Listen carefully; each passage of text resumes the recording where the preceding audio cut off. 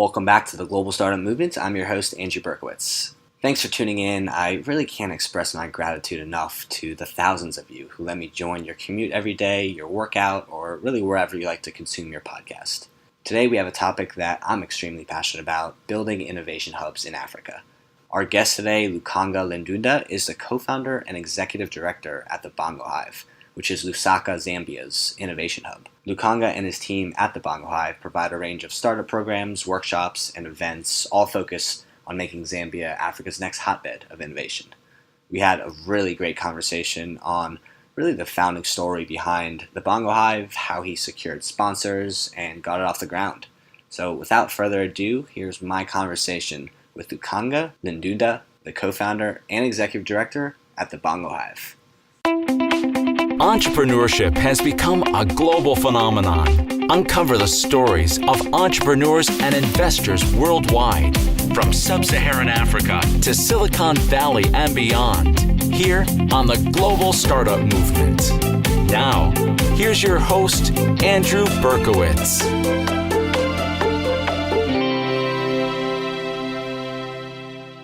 So Lukonga, thank you so much for taking the time to come on the show. We'd love to really start this off just talking a little bit about, what did you see back in 2011 that made you think that Lusaka and Zambia really needed an incubator or an innovation hub? Yeah, so thanks for having me, Andrew. Over the past few years, it's been an incredible journey. We have 4 founders, so I'm one of the founders of BongoHive. And in 2011, when we started thinking through what we could do around innovation, we all had different pain points. I was working for a nonprofit at that time with my other colleague, Bart, who's the other co-founder. And in our line of work in the nonprofit space, working in education, we were thinking to ourselves, where can we get the next best idea, I guess, which would really change the way that we implement our work. At the same time, I had the opportunity to meet my other co-founders, Simonza, who was also doing a lot of work running bar camps and conferences and things like that. And we just thought to ourselves, hey, let's begin to experiment with having a space where we could share our experiences or expertise. Bear in mind that I had spent quite a bit of time. I studied in South Africa. My colleague Simonza was also in South Africa for a considerable time. Messi, who is the other co-founder, was in Canada for some time as well. So I think when we got back here, we were all looking for like that cool place. You're looking to collaborate, looking to find other like-minded guys like us. And in my line of work at that time, we had opportunity to sort of begin to experiment with this. So got a couple of guys from one of the universities, and they became sort of our guinea pigs. So we started having these educational sessions every 2 weeks. And the idea was just, look, we thought we knew better, and there were other guys that we thought maybe didn't know as much as we did. So we needed to create an environment where we could share knowledge. So at the very beginning, it was nothing really extravagant. We were not looking at, like building a space or, employing people or, spending so much on whatever expenses. The idea was just, if we got in one room and we each contributed our knowledge, could that hopefully spur people into thinking differently, into having new ideas, maybe starting startups and things like that. So the cool thing is that we all had a tech background, we all have a tech background. So meeting in awkward places and sharing knowledge was nothing new to us. We just needed to ensure that we had some space where we could all meet. And over time, it's grown into this very structured program by organization or running various programs. But we've all just built on our experiences and knowledge over time to build out what we now call an accelerator incubator. Right. And I mean, I would love if you just kind of describe to me what fundraising was like in the early days, because I mean, I think 2011 back then, all the innovation hubs across Africa nowadays, I mean, there's a ton of them and a lot of them are becoming pretty successful. But back in 2011, it was still an early thing. And so what was it like trying to raise funds or at least just raise sponsorships for the BongoHive? Yeah. So In 2011, I had the opportunity to, it was in May, I was in Nairobi, and they were launching Pivot East, MLab, MLab East Africa, and a couple of other things that they were doing that week. And I was at the iHub. So I went to Nairobi to go and fundraise, just look for opportunities. So I happened to meet with a number of individuals there who worked for big corporates. So Google, Microsoft, Nokia at that time, Samsung, even the World Bank. And I basically just went there and pitched, and I said, look, these guys have the iHub in Zambia. We don't have anything. I would love to create something like this in Zambia. And everyone simply said, look, how many are you guys? What are you doing so far? And immediately when I said, look, there's nothing going on, because at that time we were just so trying to put together this idea. So when I said, look, we're not doing anything at the moment, we're just thinking about starting this, because I had in mind that, you needed money to start this. And then they told me, no, you just need to start. And then once you have gained some momentum, and then, you can get back to us, and then we'll see how we can support you. So that was my first attempt at fundraising. Basically, got nothing. I was told, look, you guys better do something first, and then we can maybe pay attention. And bear in mind, a lot of things were happening in Kenya, in South Africa, and Zambia was nowhere. We're in the middle of sort of East and Southern Africa. So people weren't too concerned about what was happening in Zambia. They didn't even know where Zambia was anyway, for some of the executives that I talked to. So my first attempt was basically nothing, zero. That's when I went back, and our goal, even up to now, our goal was we need to demonstrate value, right? We need to get traction, and so I can even share the first picture of the first event at BongoHive. And so the idea was everything that we were going to do, we're going to document. So we opened the Facebook page. A couple of months later, we posted the pictures of everything that we did. And the interesting story is that 2 years after that, I was in Cape Town at Google's office, at the Google office there, and I went through the presentation with all the pictures, showing them what we had done in the past 2 years. And because of that, they were able to sort of believe that we had gained some traction. And I remember we got, I think, $25,000 the following year because we had demonstrated some traction. So in the early stages, even though there were a lot of people, organizations willing to support hubs, it was still much more difficult because you needed to build a bit of traction so that there is some sort of community there, and you have a group of people that can execute. The good thing is that right in the first year, we had funders who believed in us even before we had so many things. So the Indigo Trust came to us. I remember meeting them in Cape Town, in Johannesburg at the conference, and I prepared a 2-pager. They gave us almost £20,000.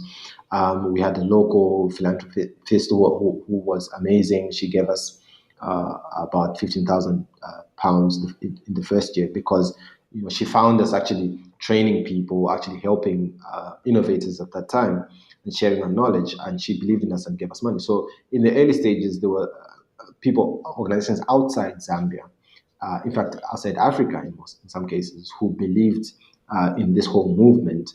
And now we're able to get so many sponsors locally, because you had a first round of sponsors that understood the potential of innovation and innovation hubs, but they may not have been in Africa, but they understood that they needed to be this support for innovators, and they believed in us, and they began to sort of give us small grants in the first 3-4 years. Yeah. I think it's an interesting insight where you went out, booked the big name Silicon Valley partners first, and then you got the local partners. Where I see in a good amount of instances where the opposite is the case, where the incubation hub needs to book a couple local partners before anyone outside will move. So I think it's interesting you took that approach. But I'd be really curious to hear about more about the model behind BongoHive, because I know that a lot of innovation hubs, it's not the easiest thing to run a profitable hub.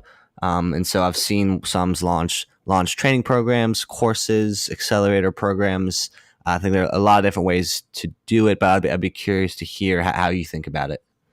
Yeah, look, in the early stages, great thing for us is we got the opportunity to travel a lot. Even now, we do travel a lot. So I spent considerable time at the iHub, at a couple of other hubs in Kenya. So each time I travel to Nairobi, I would take time to really visit a number of hubs there. In South Africa, same thing. I visit a lot. We spent a bit of time in Europe as well, visiting lots of innovation spaces in the US as well.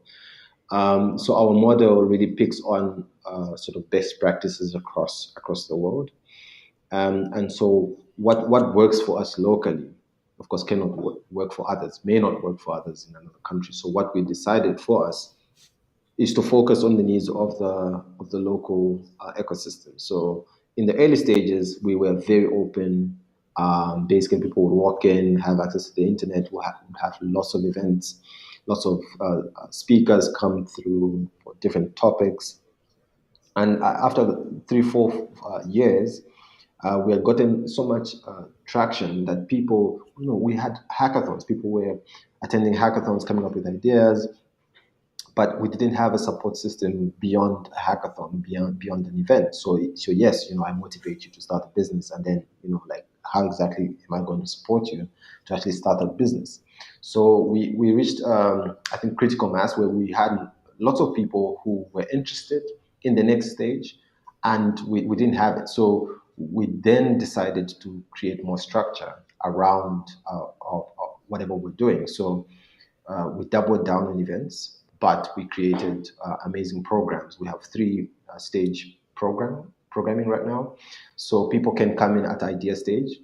We have a 3-week program for people at idea stage. It's called Discover. In some cases, people refer to it as a pre-accelerator. So people come in with ideas, and at the end, they have a validated business idea. So is there a market or not? That's what we try to help them figure out.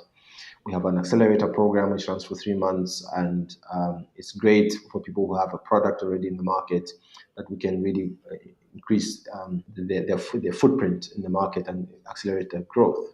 We have a new program now called Thrive. It's an incubator, really focusing on investment readiness and scale. Because over time, again, we began to see that the startups that were exiting our accelerator were beginning to look for investment. And now we have startups that are going into their second, third round fundraising rounds.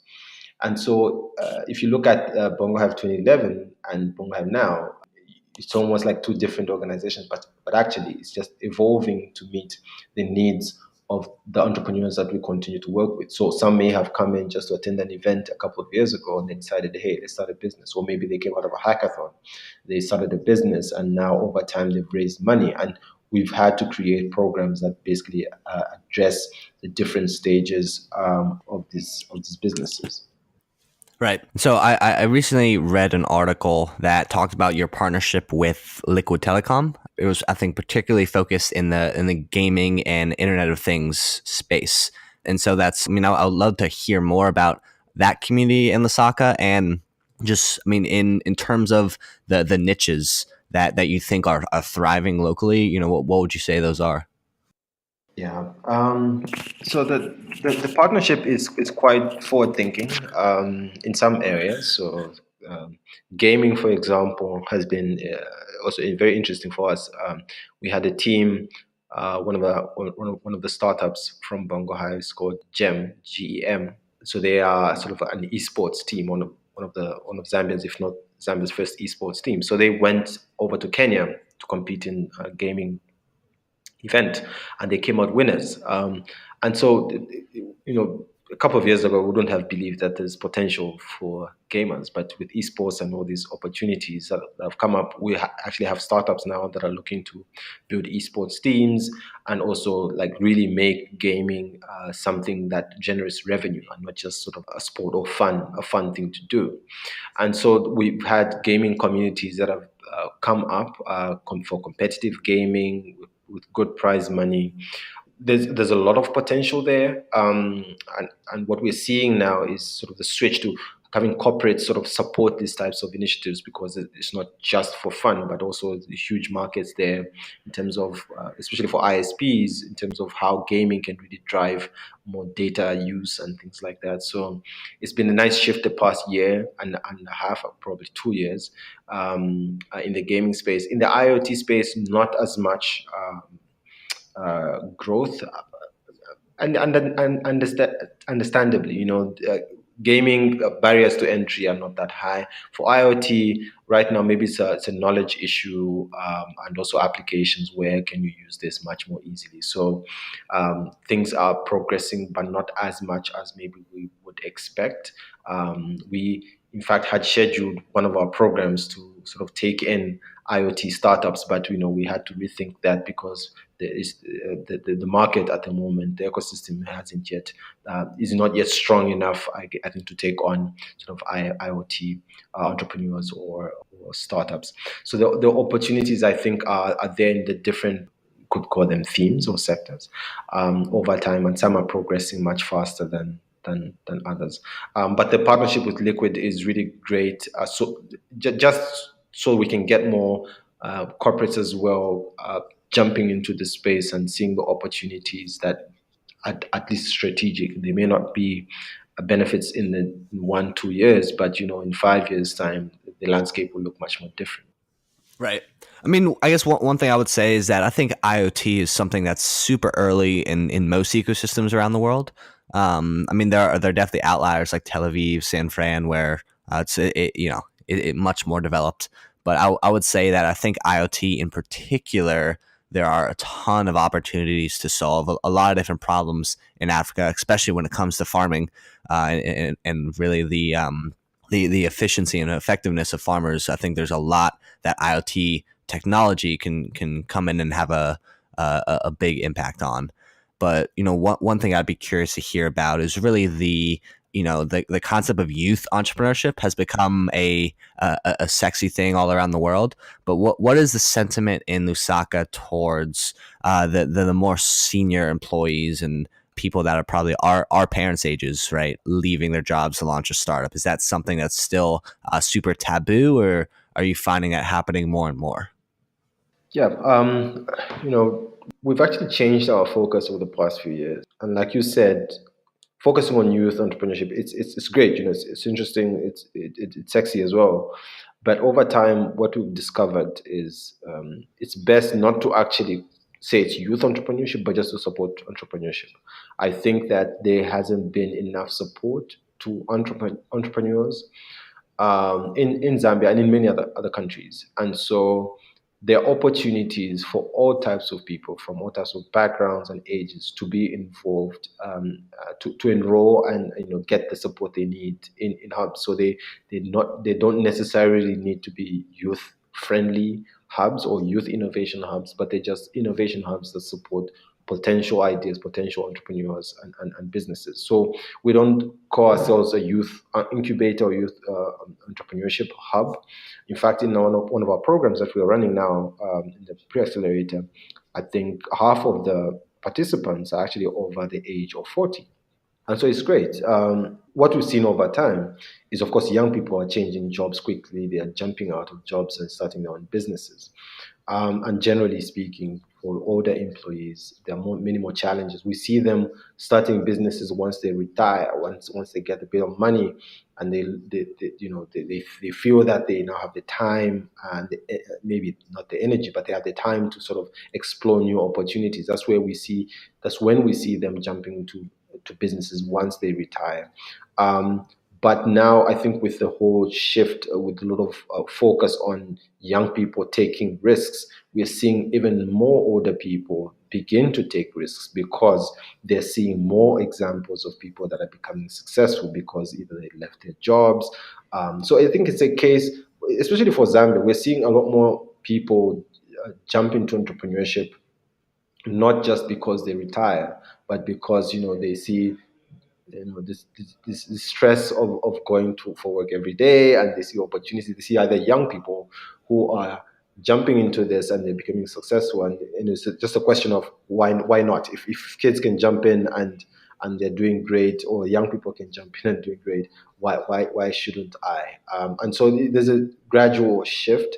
Definitely not at the pace that it should be, but I think one of the things that's really helped is having places like BongoHive open up and not just say, look, we only accept young people. But if you accept a whole lot of people from different age groups and things like that, it has helped to get a number of, or a bit more, or more people jumping into entrepreneurship, even from their jobs. Yeah. And I mean, I feel like it's kind of been not proven, but shown that more entrepreneurs who are in their 40s and 50s probably have a higher success rate than younger entrepreneurs, just because they've had a lot more experience in the business world and can navigate certain things better than someone just coming out of school. Yeah. In fact, just on that, sorry to cut you short. A very good point is a lot of businesses that are started are sort of B2C because you don't. It's just much easier to deal with the consumer, right? The B2B businesses are started by much more mature entrepreneurs because maybe they understand the business side of things more. They understand how to work with large partners. They know how to do business. So, and that's where we want to be. We want to be able to support businesses that are in the B2B space because there's just much more scale there, much more opportunity there as well that needs to be exploited. And that's where we feel that older people, not discriminating, but that's where we find older people tend to excel more when it has to do with big businesses, dealing with B2B businesses. Right. That makes sense. Before we dive into the quick fire round, I would just like to ask one quick question about Bitcoin. What's the sentiment towards crypto, blockchain, Bitcoin in Lusaka, and how's that evolved over the past year? I think with the, I think last year and the other year, there was a lot of talk about Bitcoin, basically because of its price. So a lot of people got interested, and what we saw was a number of events and people that were either had so all of a sudden become Bitcoin experts, running events, people paying to go and listen to these so-called experts talk about Bitcoin. The craze was there, but when you look at where we are now and where people think some things are more applicable, like mobile money, payment gateways, and things like that, Bitcoin almost seems much further away. That it's so new that people think, maybe it's a craze, so they don't find its immediate uses, and therefore it sort of remains as a conversation only in events and things like that, but not necessarily that people are taking it seriously in Zambia to sort of start startups, and whether looking at blockchain or all these other things. We're not yet there. Which is also a sad thing, but also a good opportunity, I guess, for people to get into. But we're just not there yet as an ecosystem. Right. So, Lukonga, we're going to finish off with a quick fire round, 4 questions, up to 60 seconds each. So let's say that I'm in Lusaka tonight. I have a flight to catch tomorrow. What's one thing as a tourist that, in your opinion, I need to do before I leave? Wow, Lusaka isn't that great. It would be best of going to Livingston, which is not so far away. But there are a couple of nice places that you can hang out with. But if you were in Lusaka and you just had me, you'd come over to my place and would hang out and chat a bit. Yeah. Well, I mean, that's what I do pretty much anywhere. So. Yeah. But so, Lukonga, what is your favorite business book and why? Wow. Look, it's weird, but the Bible is interesting. So many concepts in the Bible that are replicable across different areas of life, and I found that the methods, principles that are there in the Bible can be applicable in business. I've applied them, and it's been an amazing experience. Just reading it, hearing from others, and learning about all these experiences that have helped me grow as a person, managing people, and also just managing the organization. Yeah. Right. What is your favorite local dish, local cuisine in Zambia? So there's something called visashi. So you cook like vegetables, sometimes dry vegetables, actually with groundnuts, really great, goes with anything, meat, chicken, and things like that. But I love it all the time. And finally, what is your favorite thing about living in Zambia? The great balance between being laid back and being fast. I think there's just this middle ground that Zambia has, that we're not too slow, we're not too fast, and people here, all of us can live. Just it's just amazing to be in Zambia. It's not congested as Nairobi, Johannesburg. I love going to those places, but Zambia, Lusaka is just much better than those places. Not as slow as some other countries that I won't mention, uh, but I loved the balance. It's just amazing being in a country which is peaceful, which has got so much potential, and you can lay back. You can also work so hard, and have so many opportunities. Yeah, Awesome. Well, Lukonga, thank you so much for your time. We really appreciate you coming on the show. cool. It's been a pleasure. Thanks for listening. Be sure to add Andrew on Snapchat at @AndBerk. That's ANDBERK to see firsthand a day in the life of an entrepreneur in cities all around the world.